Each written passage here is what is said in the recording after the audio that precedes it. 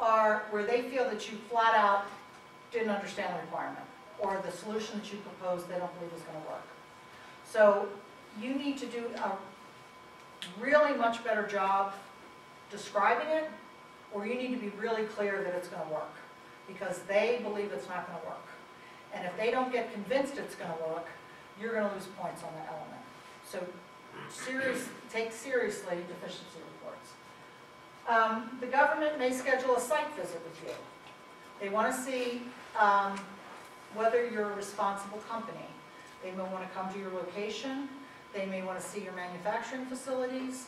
They may want to see, some of your commercial customers, who you have commercial contracts with. So you prepare for any kind of government site visit. If they require a live test demonstration, they can ask for that. So I've been in situations where I was in negotiations with we were a large business tucked under a small business, and we came in for negotiations, and it was for a vibration monitoring system. So this was a piece of equipment that you attached to a part of a ship, and it would read the vibration signatures, and then if the vibration signatures fell within a certain range, that part was deemed good to go for a while. But if it was falling outside of that range, then the commander should be replacing that component. And so it was a way of helping a commander determine which things should be fixed first and which things could wait, so they could use their operating dollars efficiently. So this company had the little widget that they glued onto the piece of equipment on the ship, and EDS was doing the background IT to collect all the data and see what the appropriate levels were. So we go in for negotiation. So we're looking pretty good at this point because they brought us in for discussions. And the first thing out of the contracting officer's mouth to the president of the small business was, I understand you're about to be terminated for default on another contract. Not happy news for me as a subcontractor, because if this guy's sinking, I'm sinking right along with him. And the company said, yes, but we fixed the issue. And he pulled out of his pocket a widget, the piece of equipment that he had, and some adhesive and a piece of metal. And he painted the bottom of his widget with this adhesive and plopped it onto the metal, and he just sat it in the middle of the table. And the issue was that the reason why they were being terminated for default was because this widget thing had fallen off. So he put it out there, and we went through the negotiations, and the contracting officer at the very end, you could tell, driving him nuts. Finally, he picked it up, tried to get them apart, couldn't get them apart, and we won the contract. So an example of a live test demonstration right there in the moment. Other times they're very formalized, here's a set of requirements, design a system to do this, we're going to come in and we're going to test it, see how it works, or we're going to see how you do certain things. That can be a live test demonstration as well.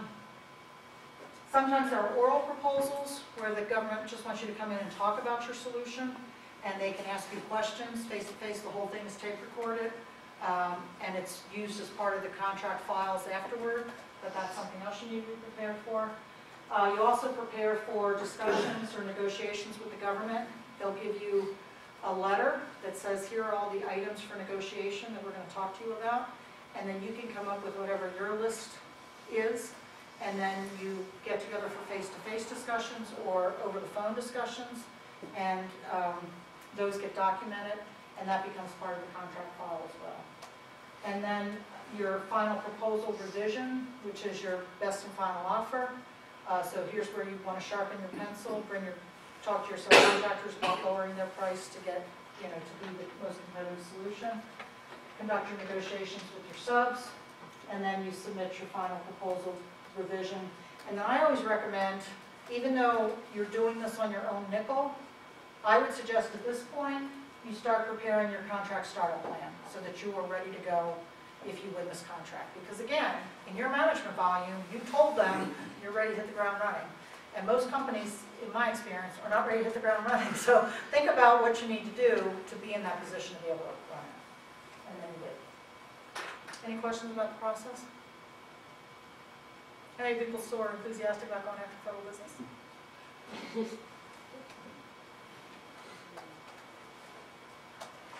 Yeah. When you do win, You get notice of the contract award. You alert your senior leadership, internal support teams, your team partners, everybody that you've won. You sign the prime contract with the government. You can request a debrief even if you don't win. I'm sorry, if you do win or if you don't win, so that you know how you stand up for future proposal efforts. So I always recommend getting a debrief even if you win. You finalize all those subcontracts, and then typically there's a 10-day protest window that companies who didn't win have the opportunity to protest. So as long as you make it past that window, usually you're good to go. And then basically, you know, your thought process during this startup period is